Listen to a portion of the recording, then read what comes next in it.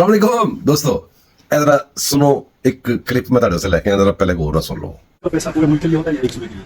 नहीं, high court का फैसला तो सिर्फ केपी की हद तक हमारा फैसला होता है। सुप्रीम कोर्ट का फैसला जो बाइंडिंग होता है सर। जी सर, काफी प्रोसेस के हवाले से क्या करें?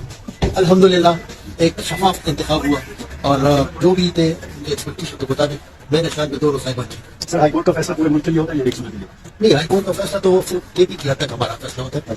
सुप्रीम कोर्ट का फैसला जो बाइंडिंग होता है सर।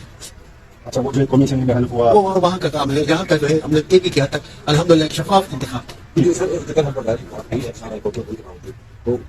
वो इसके साथ क्योंकि मैं था नहीं तो मुझे पता नहीं उसके बारे में। Thank you sir. सर ठीक है, एक तासुर है कि जी किसी को भी रिलीफ चाहिए होगा पूरी पाकिस्तान से वो पेशावर हाई कोर्ट आता है। तमाम हाई कोर्ट्स बराबर है।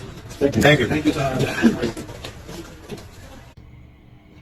जी मेरे दोस्तों एड़ा बंदा तुसी बोल ये जो शख्स आपने बोलते हुए देखा है, ये जस्टिस मोहम्मद इब्राहिम, ये चीफ जस्टिस ऑफ पेशावर, ये वो बंदा बात कर रहा था। आपने इसकी बात गौर से सुनी, ठीक कह रहा है।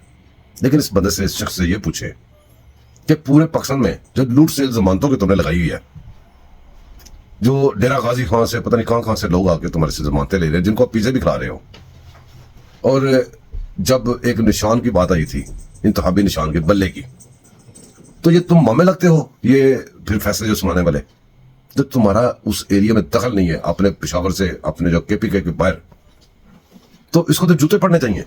इसने मिसकंडक्ट किया है, एक बार जुर्म कर रहा है आपके सामने, और दूसरे नंबर पे यूथ ही है।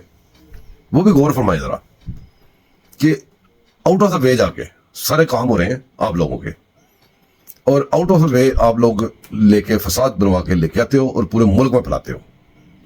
केपी के में कह रहा है आपके सामने कि जी यहाँ पे मैंने फिर उस बंदे का म्यार भी यूथियों वाला, क्योंकि यूथिया है अंदर से, कि जहाँ पे वो जीत जाए वो इनका भगवान, वहां पे फिर इलेक्शन हुआ है। बाकी मुल्क की जान हमने नहीं छोड़नी, बाकी मुल्क में हमने फसाद तहरीब कारी लाजमी करनी है।